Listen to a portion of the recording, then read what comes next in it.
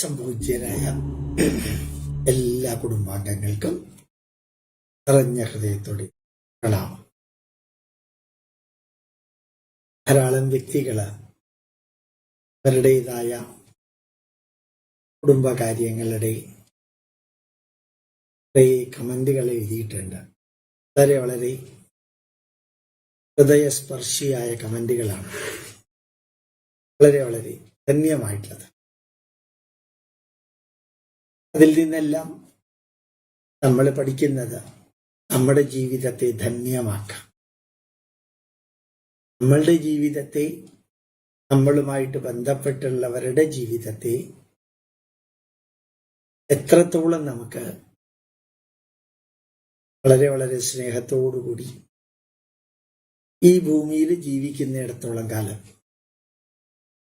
ഇന്നലെ എന്നുള്ളത് തിരിച്ചു വരില്ല. ഇന്നലെ നമുക്ക് കുറച്ച് സന്തോഷം ഉണ്ടാക്കാമായിരുന്നു, സുഖമുണ്ടാക്കാമായിരുന്നു എന്ന് വിചാരിച്ചാൽ പാസ്റ്റ് കനോട്ട് ബി കറക്റ്റഡ്. ഭൂതകാലത്തെ കറക്റ്റ് ചെയ്യാൻ പറ്റില്ല. വർത്തമാനകാലത്തിൽ നമുക്ക് നല്ലോണം ചിന്തിക്കുകയാണെങ്കിൽ, പ്രാക്ടീസ് ചെയ്യുകയാണെങ്കിൽ വലിയ മാറ്റങ്ങൾ ഉണ്ടാക്കാൻ സാധിക്കും. വലിയ മാറ്റം മറ്റാർക്കും വേണ്ടിയല്ല, നമുക്ക് വേണ്ടി, ഭർത്താവായ നമുക്ക് വേണ്ടി, ഭാര്യയായ നമുക്ക് വേണ്ടി, അമ്മ, അച്ഛൻ, മക്കള്, ഈ ഭൂമിയില്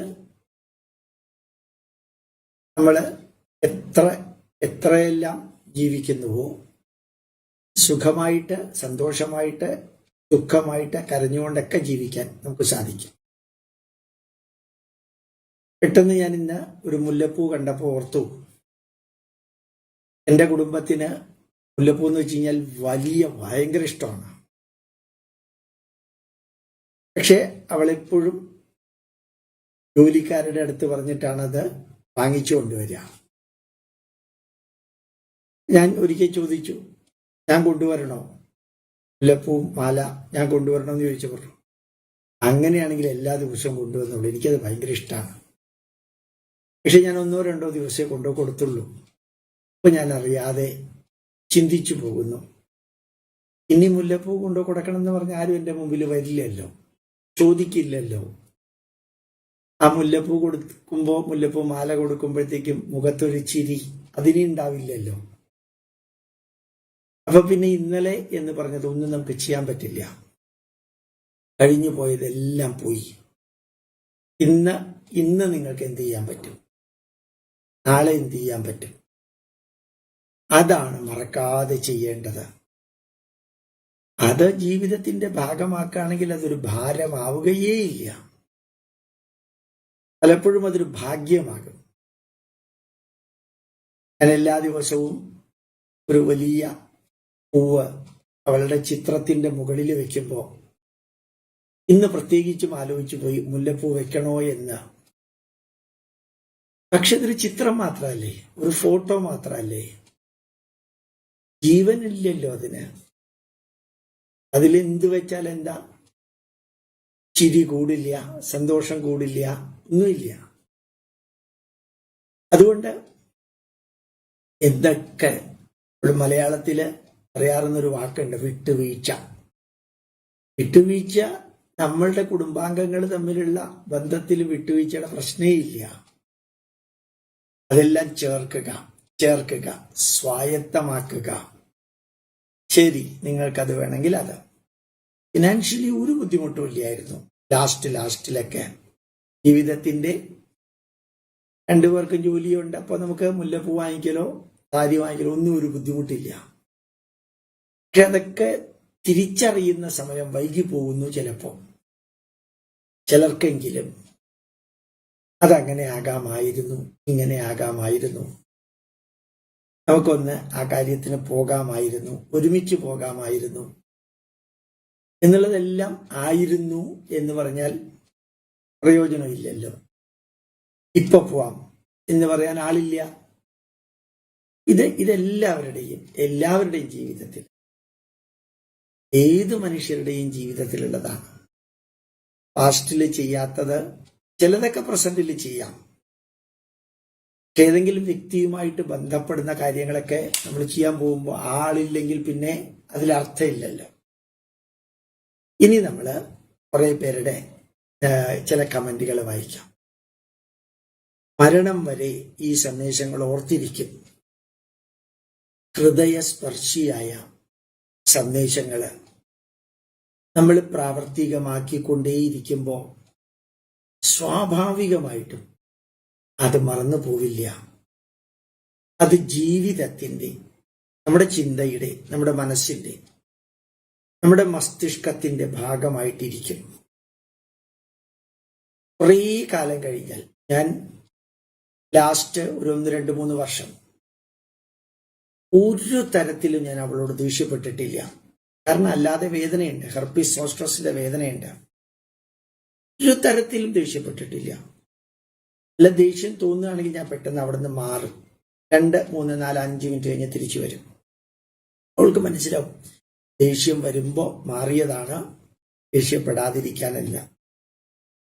പെട്ടെന്ന് അതൊരു ശീലമായി. അത് പറയാനാണ് ഞാൻ ഈ സംഭവം പറഞ്ഞത്. അതൊരു ശീലമായി. പിന്നെ ദേഷ്യപ്പെടുക എന്ന് പറഞ്ഞാൽ എന്തോ ഒരു പുതിയ സംഭവമായി മാറി. ആദ്യകാലങ്ങളിൽ കുറച്ചൊക്കെ ദേഷ്യപ്പെട്ടിരുന്നു. നമ്മൾ വഴക്കിടുമ്പോഴത്തേക്കൊക്കെ നമ്മൾ ദേഷ്യപ്പെടുക. പിന്നെ അത് ദേഷ്യപ്പെടാതിരിക്കാൻ പറ്റുമോ, മനുഷ്യ സഹജമല്ലേ എന്ന് ആർക്കെങ്കിലും തോന്നുകയാണെങ്കിൽ അവർക്കുള്ള ഉത്തരവാണ്. ദേഷ്യപ്പെടേണ്ടി വന്നിട്ടില്ല. കാരണം അറിയാം, അല്ലാതെ വേദനയുണ്ട്, അല്ലാതെ ദുഃഖമുണ്ട്, ബുദ്ധിമുട്ടുണ്ട്. അത് നമ്മളിൽ മാറ്റം ഉണ്ടാക്കി, അവരുടെ വേദനയിൽ നമ്മളിൽ മാറ്റം ഉണ്ടാക്കി. അതുകൊണ്ട് പിന്നീട് അത് ജീവിതത്തിന്റെ ലാസ്റ്റ് പാർട്ട് വരെ, അത് ലാസ്റ്റ് ഭക്ഷണമൊക്കെ കഴിക്കാതെ വരുമ്പോൾ ദേഷ്യം വരും. എന്നാലും ഒന്നും ചെയ്യാതെ ഞാൻ കൈ ഇങ്ങനെ കൂപ്പി പറയും, നീ അത് കഴിക്കണ്ടേ, കഴിച്ചില്ലെങ്കിൽ ശരീരത്തിന് എന്താവും. അപ്പൊ ഞാൻ ഈ കൈ കൂപ്പുമ്പോൾ അത് അവൾക്കൊരു നെർവസാണ്. അതായത് എന്നെ കൈ കൂപ്പിയിട്ട് പറയുമ്പോൾ ഇഷ്ടമില്ലെങ്കിലും വായ തുറക്കും, ഭക്ഷണം കഴിക്കും.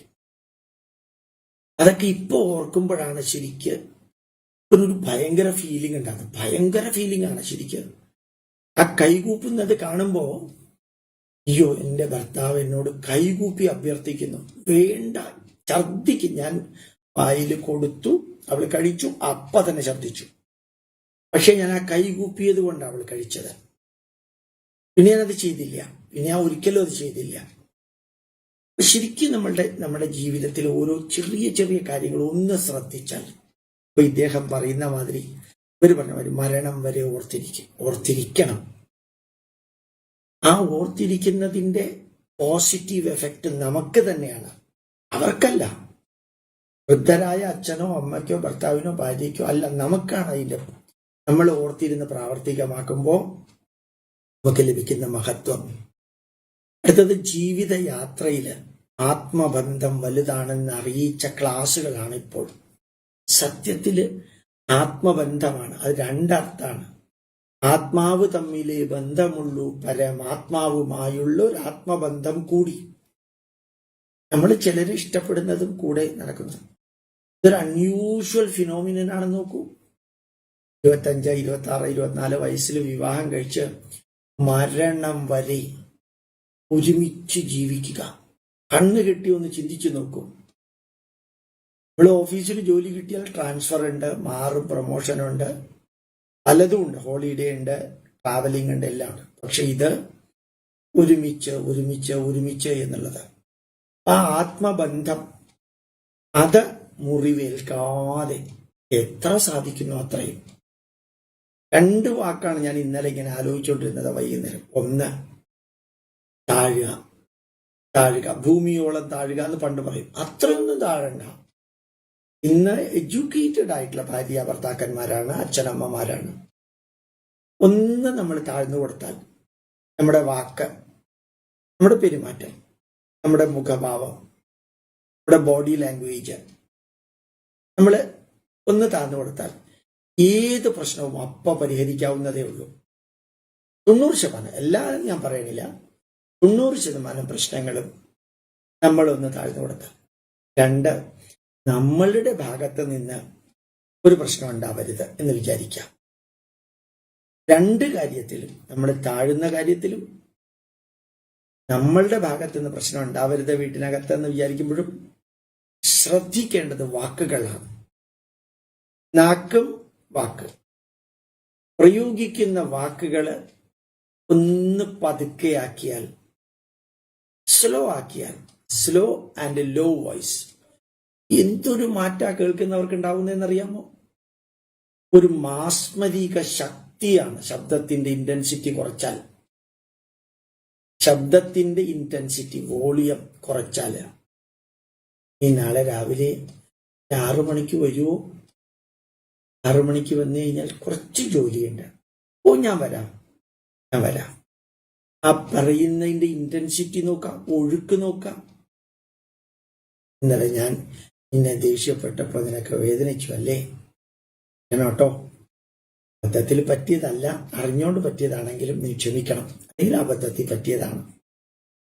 ഇനി അങ്ങനെ ഉണ്ടാവാതിരിക്കാൻ ശ്രമിക്കാം. ഇതേ ടോണിൽ പറഞ്ഞു നോക്കൂ. ഒരു സൈക്കോളജി അല്ല, ഇതാണ് ബന്ധം എന്ന് പറയുന്നത്. ഒരു കാര്യം ഉറപ്പാ, ഭർത്താവിന് വേണ്ടി ഭാര്യ അനുഭവിക്കുന്ന ത്യാഗം 60, 70, 75 ഭാര്യയ്ക്ക് വേണ്ടി ഭർത്താവ് അനുവദിക്കുന്ന ത്യാഗം 30, 35 താഴെയാണ്, അല്ലെങ്കിൽ 25, 30. അതിന്റെ പെർസെന്റേജ് ഒന്നും നോക്കണ്ട. ഇപ്പൊ ജീവിതയാത്രയില് ഈ ആത്മബന്ധം വലുതാണെന്ന് അറിയുന്നു. സത്യമാണത്, അതാണ് സത്യം. ആ ആത്മബന്ധം ഒരു തരത്തിലും പുരളാതിരിക്കാൻ ശ്രമിക്കുക, മുറിവേൽക്കാതിരിക്കാൻ ശ്രമിക്കുക. മുറിവേറ്റാൽ വാക്കുകൾ കൊണ്ട് നമുക്ക് പരിഹരിക്കാൻ പറ്റാത്ത ഒരു വേദനയും ഇല്ലെന്ന് ഞാൻ ഉറച്ചു വിശ്വസിക്കുന്നു. വാക്കുകൾ കൊണ്ട് കഴിയുന്നത്രയും താഴാനും, അതുപോലെ തന്നെ നമ്മളിൽ നിന്ന് പ്രശ്നങ്ങൾ ഉണ്ടാവരുത്. ഹിഡൻ അജണ്ട ഇല്ലാതെ നമുക്ക് ചില കാര്യങ്ങളൊക്കെ പറയാനും ചെയ്യാനും സാധിച്ചാൽ അതാണ് ഡിവൈൻ ദൈവീക.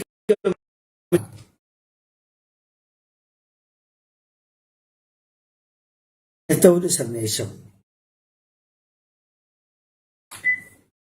എല്ലാവർക്കും അവരവരുടെ സ്ഥാനവും വിലയുമുണ്ട്. വളരെ വളരെ നല്ലൊരു സന്ദേശമാണ്.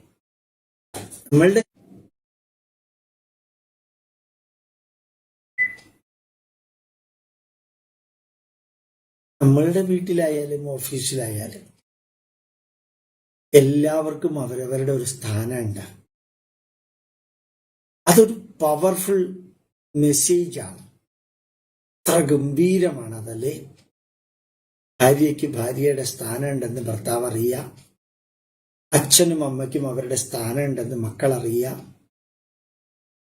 എല്ലാവർക്കും എല്ലാവരുടെ സ്ഥാനമുണ്ട്. ആദ്യം അതൊന്ന് അംഗീകരിക്കാൻ നമ്മളുടെ മനസ്സിൽ കുറച്ച് ബുദ്ധിമുട്ടുണ്ടാവും, പിന്നെ ഒരു ബുദ്ധിമുട്ടും ഉണ്ടാവില്ല. ഞാനത് കൃത്യമായിട്ട് മനസ്സിലാക്കുന്നു.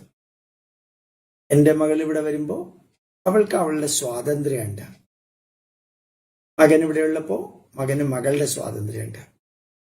ഈവൻ നമ്മുടെ ഇവിടെ വർക്ക് ചെയ്യുന്ന സപ്പോർട്ടർ, അവരെ ഒരു സഹോദരിയെ പോലെ അവരാണ് തീരുമാനിക്കുന്നത് ഭക്ഷണത്തിന് എന്തൊക്കെ ഉണ്ടാക്കണം.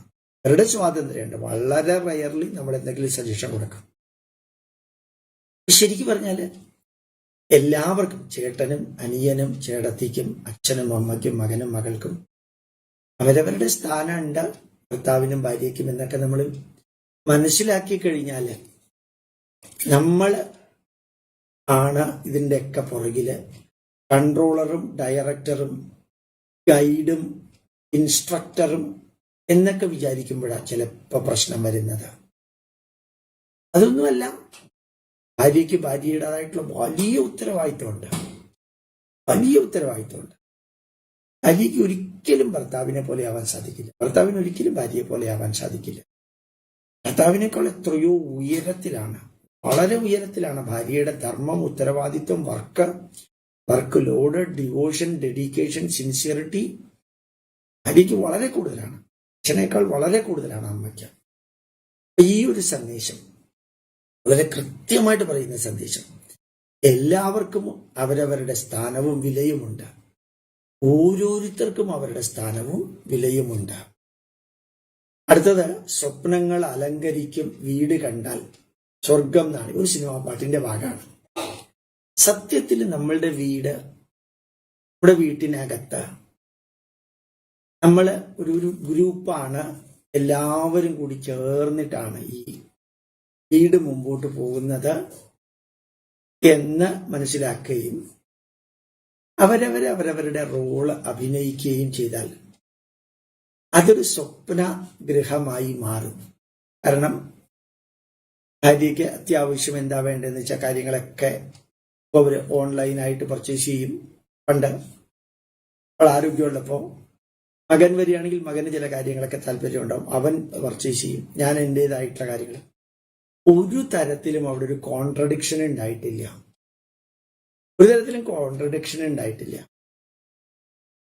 അപ്പോ ഷെയറിങ്, കെയറിങ് ആൻഡ് ക്യൂറിങ്. ഞാൻ കൊണ്ടുവന്നത് എന്താ നീ ചോദിക്കാതെ നീ കൊണ്ടുവന്നത്, നീ എന്തിനാ അത് മേടിച്ചത്, ഞാൻ മേടിക്കുമായിരുന്നില്ലേ, എന്തിനാത് പറയാൻ പോണത്. അവൻ മേടിച്ചു, വെരി ഗുഡ്. കൂടുതലുണ്ടെങ്കിൽ 2-3 ദിവസത്തേക്ക് കൂടി അത് ഉപയോഗിക്കാം.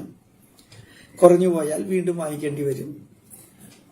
പ്രോബ്ലം അല്ലാത്ത പലതും നമ്മുടെ മനസ്സ് പ്രോബ്ലം ആക്കും. വേണമെങ്കിൽ അതൊന്നും ഒരു പ്രോബ്ലമേ അല്ല. ശരി, അവർ ചെയ്യട്ടെ, അവരുടെ രീതിയിൽ അവർ ചെയ്യട്ടെ, നമ്മളുടെ രീതിയിൽ നമ്മൾ ചെയ്യുന്നു. എന്തൊരു രസ അവർ ചെയ്യുന്നത് കണ്ടുകൊണ്ടിരിക്കുക. സക്സസ് ആയാൽ വെരി ഗുഡ്, ഫെയിലിയർ ആയാൽ അടുത്ത സ്റ്റെപ്പ് അവർ ചെയ്യും. നമ്മുടെ കാര്യത്തിലും അത് തന്നെ. എപ്പോഴും നമ്മളുടെ കാര്യങ്ങൾ സക്സസ് ആവണം നിർബന്ധമൊന്നുമില്ലല്ലോ, ഫെയിലിയർ ആവണം നിർബന്ധമൊന്നുമില്ല. പലപ്പോഴും ലാസ്റ്റ് സ്റ്റേജ് ആകുമ്പോൾ, കഴിഞ്ഞൊരു 3, 4, 5 വർഷം 2015 മുതൽക്ക് ഞാൻ എന്ത് കാര്യം ചെയ്യുമ്പോഴും പണ്ട് ചോദിക്കും, പറയും. 2015 വരെ ഞാൻ എൻ്റെ പാർട്ട്ണറോട് പറഞ്ഞ് ചെയ്യും. 2015 കഴിയുമ്പോൾ ചോദിച്ച് ചെയ്യും. പറഞ്ഞ് ചെയ്യുന്നതിന് പകരം ചോദിച്ച് ചെയ്യും. വളരെ പെട്ടെന്ന് അവളുടെ സജഷൻ അവൾ തരും. അത് എൻ്റെ തോട്ടിനേക്കാൾ വളരെ ക്വാളിഫൈഡ് ആണ്. ആദ്യമൊക്കെ അവൾ എന്ത് സജഷൻ തരാമെന്നൊരു തെറ്റായ ധാരണ എന്നിലുണ്ടായിരുന്നു. പക്ഷെ ഞാൻ പിന്നീട് പറഞ്ഞ് തുടങ്ങി, അവളോട് തന്നെ പറഞ്ഞു തുടങ്ങി, എന്റെ കുഴപ്പം എനിക്ക് PhD ഉള്ളതാ, നിന്റെ ഗുണം എന്ന് പറയുന്നത് നിനക്ക് PhD ഇല്ലാത്തതാ നല്ലത്. മനസ്സ് കുറെ കൂടി വിസ്തൃതമായിട്ട് ചിന്തിക്കും, അതുകൊണ്ടാണ് നിനക്ക് ഇങ്ങനെ സജഷൻ തരാൻ സാധിക്കുന്നത് എന്ന് പറയുമായിരുന്നു. അവൾക്ക് വലിയ സന്തോഷമാണ്. അതായത് ഞാൻ എൻ്റെ തലയിലെ പോയിന്റുകളൊക്കെ വരുള്ളൂ എന്ന ധാരണ തെറ്റാണ്. അതെനിക്ക് മനസ്സിലാക്കാൻ കുറച്ച് വൈകിപ്പോയി എന്ന് മാത്രമേ ഉള്ളൂ. 5 വർഷം മുമ്പ് അവൾക്ക് മനസ്സിലാക്കി. പിന്നെ ഏത് കാര്യവും ചോദിച്ചിട്ട് അവളുടെ സജഷനും കൂടി ചെയ്യിച്ചിട്ട് ചെയ്യുള്ളൂ.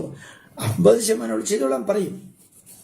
ഞാൻ നിങ്ങളുടെ എല്ലാവരും പറയുന്നു, നമ്മൾ പറഞ്ഞു ചെയ്യുന്നതും ചോദിച്ചു ചെയ്യുന്നതും രണ്ടും അവനവന്റെ ഇഷ്ടമാതിരി ഏതായാലും വലിയ മാറ്റമാണ് വീട്ടിനകത്തുണ്ടാക്കുന്നത്. അതുകൊണ്ട് നമ്മളുടെയൊക്കെ സ്വപ്നം നമ്മൾ തന്നെ ദുസ്വപ്നവും ദുർസ്വപ്നവുമാക്കാതെ ധന്യമാക്കിയാൽ അത് വളരെ ഇഫക്റ്റീവായിരിക്കും. അടുത്ത, ഇടയ്ക്ക് ബന്ധുക്കൾ തമ്മിൽ വീഡിയോ കോൾ ചെയ്യണം. അത് അവരവരുടെ ചോയ്സ്. നമ്മളിപ്പോൾ വീഡിയോ കോൾ ചെയ്യുന്നുണ്ട്. എൻ്റെ മകളുമായിട്ട് വീഡിയോ കോൾ ചെയ്തുകൊണ്ടേയിരുന്നു എല്ലാ ദിവസവും, മരണത്തിന് മുമ്പ് വരെ. കുട്ടികളുമായിട്ട് കളിക്കുന്നത്, കുട്ടികളോട് സംസാരിക്കുന്നതുമെല്ലാം വലിയൊരു മാറ്റം ഉണ്ടാവുന്നത്. ഡെത്ത് ബെഡിൽ കിടക്കുമ്പോൾ പോലും വീഡിയോ കോളില്, അപ്പോൾ ബ്രെയിൻ സാധാരണക്കാളും കൂടുതൽ വർക്ക് ചെയ്യും.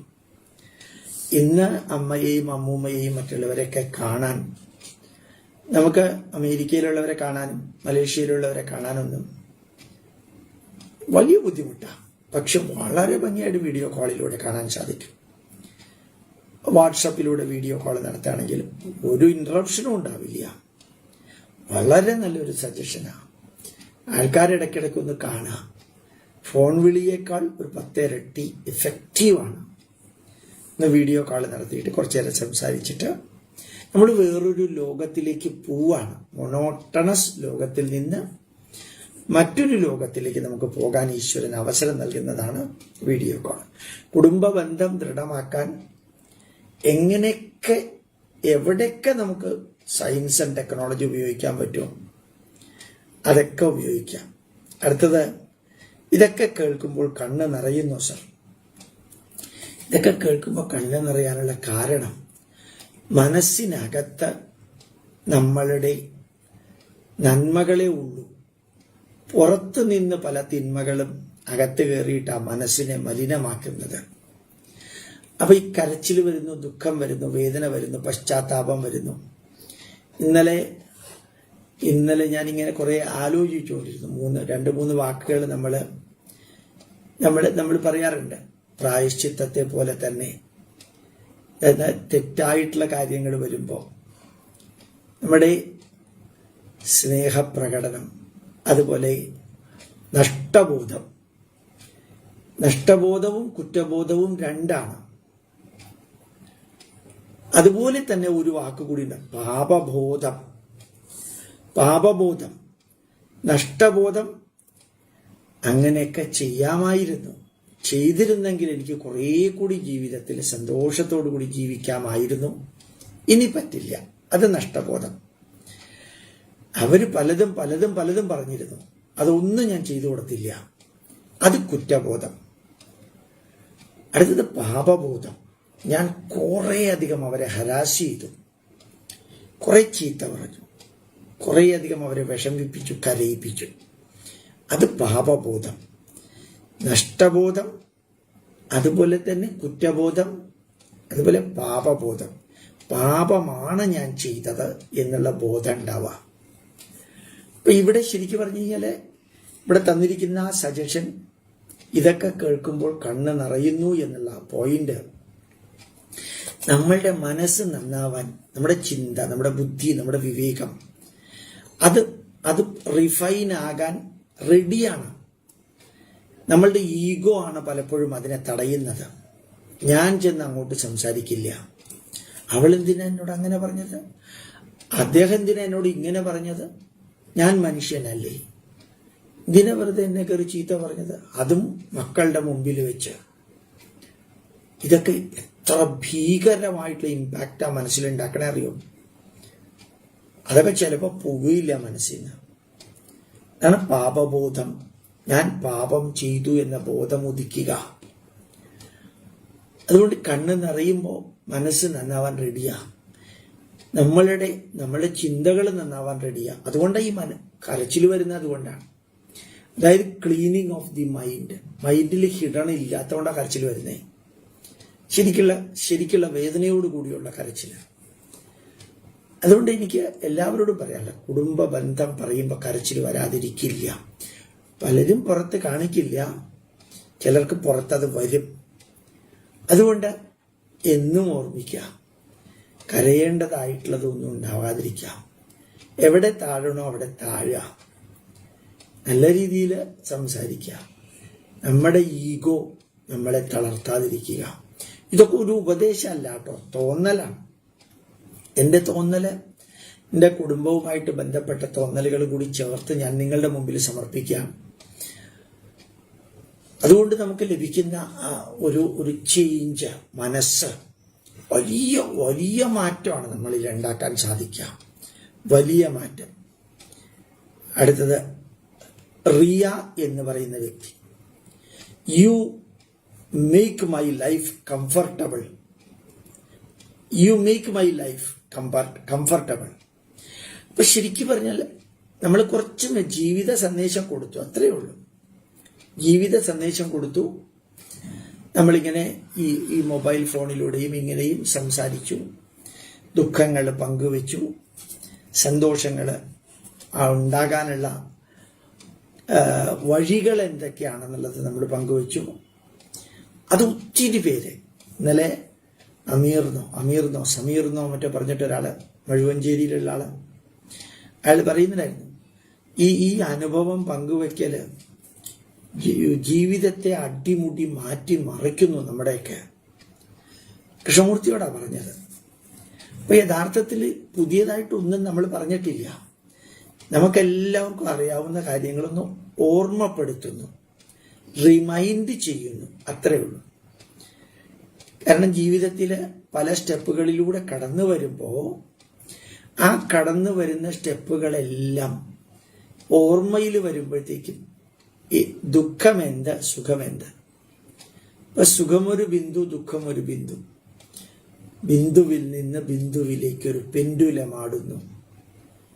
ജീവിതം അത് ജീവിതം, അതാണ് ജീവിതം. ഈ സുഖവും ദുഃഖവും അതൊന്നും വലിയ ദൈവവും ആത്മീയതയും ഈശ്വരനും ഒക്കെ ആയിട്ട് ബന്ധപ്പെടുത്തേണ്ട വലിയ കാര്യമൊന്നുമില്ല.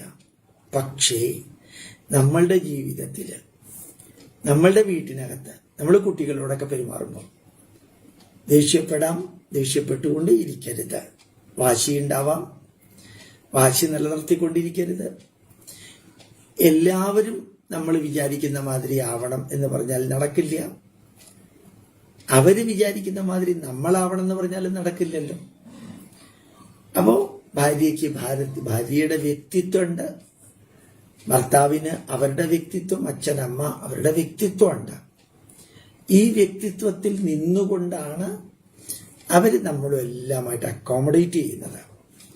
ഒരു വരി ഒരാള് എഴുതിയത് വളരെ, എൻ്റെ അമ്മൂമ്മയ്ക്ക് അപ്പൂപ്പൻ വാട്ടർ ബെറീസ് കോമ്പൗണ്ട് മേടിച്ചു കൊടുക്കും. അമ്മൂമ്മയ്ക്ക് അപ്പൂപ്പൻ വാട്ടർ ബെറീസ് കോമ്പൗണ്ട് മേടിച്ചു കൊടുക്കും. അമ്മൂമ്മയ്ക്ക് എന്തൊരു സന്തോഷമാണെന്നറിയാമോ എന്നാണ് ചോദ്യം. സത്യമാണ്. ഇന്നലെ 2-3 പേര് പറഞ്ഞു, ചെറിയ ചെറിയ കാര്യങ്ങൾ. പലർക്കും വലിയ കാര്യം ഒന്നും വേണ്ട, വളരെ ചെറിയ കാര്യങ്ങൾ. ഒരു മുല്ലപ്പൂവ് അല്ലെങ്കിൽ ഒരു സ്വീറ്റ് നിനക്ക് വേണ്ടി മേടിച്ചതാണ് എന്ന് പറഞ്ഞു കൊടുക്കണം. നിനക്കത് ഇഷ്ടമാണല്ലോ, അതുകൊണ്ടാണ് ഞാനത് വാങ്ങിച്ചു വന്നതേ. ഫ്രഷാണ് കേട്ടോ, പഴയതോ സ്റ്റോക്കൊന്നും അല്ല എന്ന് പറഞ്ഞു നോക്കി.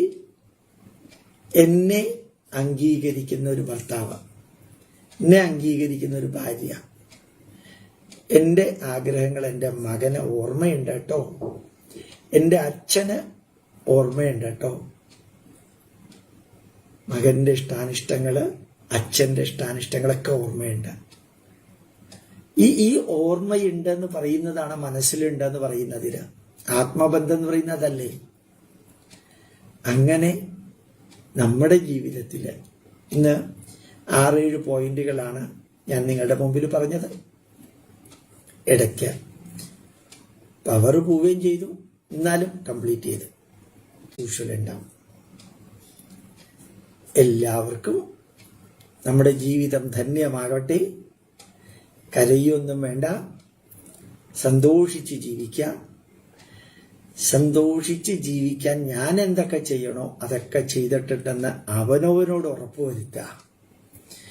സന്തോഷത്തോട് ജീവിക്കാൻ ഞാൻ എന്തൊക്കെ ചെയ്യണോ അതൊക്കെ ഞാൻ ചെയ്യുന്നുണ്ട് എന്ന് അവനവനിൽ ഉറപ്പുവരുത്തുക. എല്ലാം കൂടുമ്പോൾ ഇമ്പമുണ്ടാകുന്ന സ്ഥലമായി തീരട്ടെ നമ്മുടെ കുടുംബം. പ്രണാമം, പ്രണാമം, പ്രണാമം.